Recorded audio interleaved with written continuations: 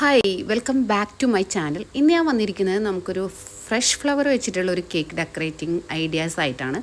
അപ്പോൾ ഇതൊക്കെയാണ് നമുക്ക് വേണ്ടത്. ഈ ഒരു ഹാർട്ട് ഷേപ്പ്, പിന്നെ ഒരു ചരടുണ്ട്, പിന്നെന്താ ഹാപ്പി ബർത്ത്ഡേ സ്റ്റിക്ക് വെച്ചിട്ട്. അപ്പോൾ നമ്മൾ ഇതിൽ ശ്രദ്ധിക്കേണ്ട എനിക്ക് വന്ന ഫോൾട്ട് എന്ന് വെച്ചാൽ നല്ല രീതിയിൽ സ്റ്റിഫായിട്ടുള്ള ക്രീം തന്നെ യൂസ് ചെയ്യാൻ നോക്കുക. നല്ല രീതിയിൽ തണുത്തിട്ടുള്ള കേക്ക് ആയിരിക്കണം നമ്മൾ ഫ്ലവർ ഇങ്ങനെ അതിൽ വെക്കുമ്പോൾ വേണ്ടത്. ഓൾറെഡി എൻ്റെ ക്രീം ഒന്ന് ജസ്റ്റ് ലൂസ് ആയതുകൊണ്ട് തന്നെ ഞാൻ അഡ്ജസ്റ്റ് ചെയ്തതായിരുന്നു.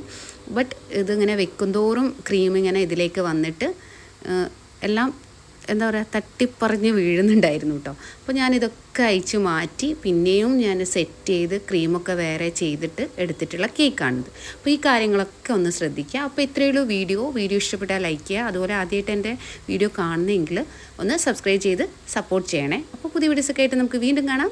ബൈ.